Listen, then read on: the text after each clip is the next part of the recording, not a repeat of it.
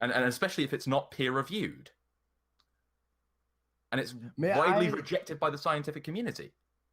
can I ask you a question?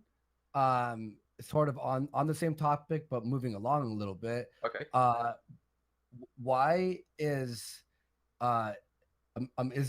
in America?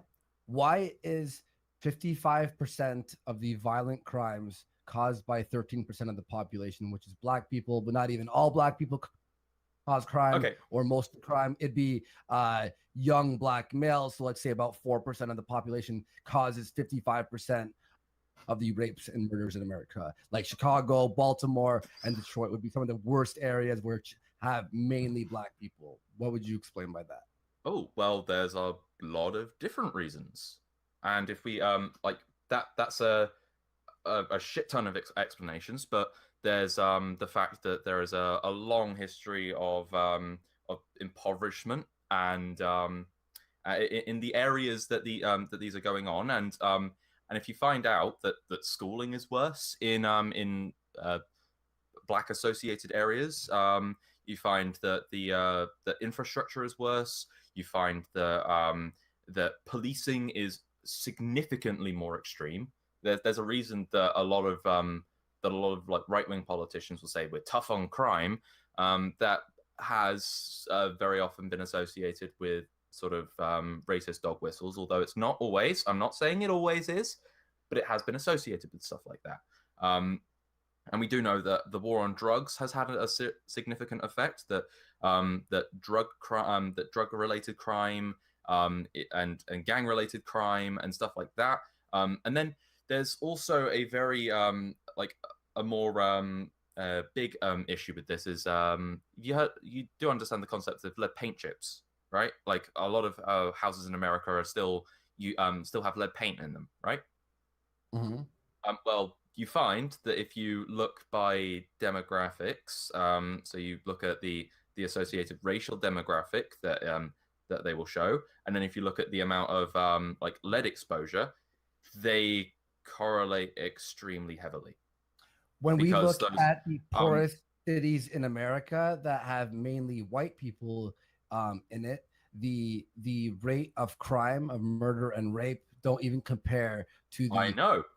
But you will equal find, yeah, but if you look race, if you compare lead with race, it's almost a one-to-one correlation.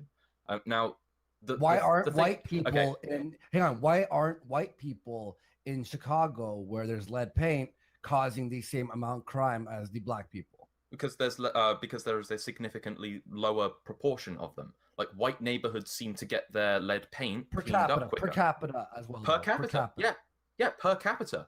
The white neighborhoods seem to get their lead paint gotten rid of quicker. There's less So infrastructure you're telling funding in me black lead paint associated neighborhoods. you're telling me lead paint makes you want to Well, okay, no, but come let me out. explain this. Let me explain this. So what happens is with lead paint is that lead is extremely poisonous. It's extremely poisonous, damaging to your brain. Like it's long term. You start. So what would happen, and this still does happen to this day, is young kids they would eat the paint chips. The paint would chip off, and some of these kids, because children put everything in their mouths, they eat the paint chips, um, and that causes long term psychological damage. You know who start you know the Baltimore riots. You know who that was started over the death Paint of? chips. Were you No, no, saying, no. Do you are know? you saying No, these but I'm joking, no, bro. Yeah. but even then, like and then there's also lead exposure in water, but we that's another story for another but you time. know that young children are particularly vulnerable to the toxic effects of lead, yeah? Yeah, Right, cool. yeah, exactly. And yeah, and young children are extremely vulnerable to this, and this is Right. irreversible. So the Baltimore riots were started from I can't remember his name off the top of my head, but I do know that the story is that he was actually one of these kids who had ingested these paint chips as a child, and had significant, serious mental issues for a long time, for the rest of his life because of it, and because of the decreased psychological and neural development, it makes them aggressive. It will make you aggressive. It will make you incapable of dealing in social situations. It makes you perform badly at school, and because of this, young men who have just grown up turn to crime and become dangerous. They get violent towards especially police and other people. So it's entirely possible that a lot of this criminal activity is due to the fact that there is effectively black people are being poisoned by bad infrastructure.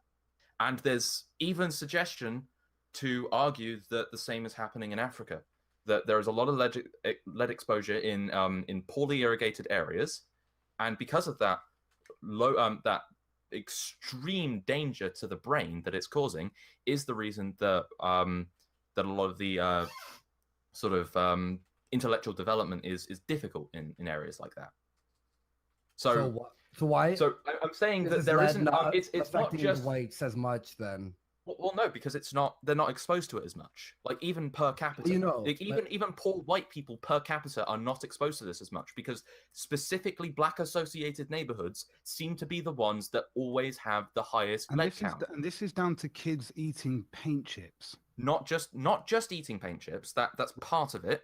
But I'm sure breathing in a house that's filled with lead, and I'm sure there's and I'm sure like drinking lead contaminated water because America is terrible for its water treatment. No, but you don't. Let me correct. No, but I have to correct him on this, right? You're now talking either paint chips, right, or you're going with literally high levels of exposure, and if you have that, then you're going to have that kid in a coma or dead. Well, no, it's enough exposure to cause. Just enough exposure over the life. The drinking water. Just enough exposure. Well, I'm talking about in Chicago. I'm sorry, but enough exposure is.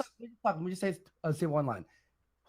In Chicago, for example, where there's rampant crime and it's horrific over there.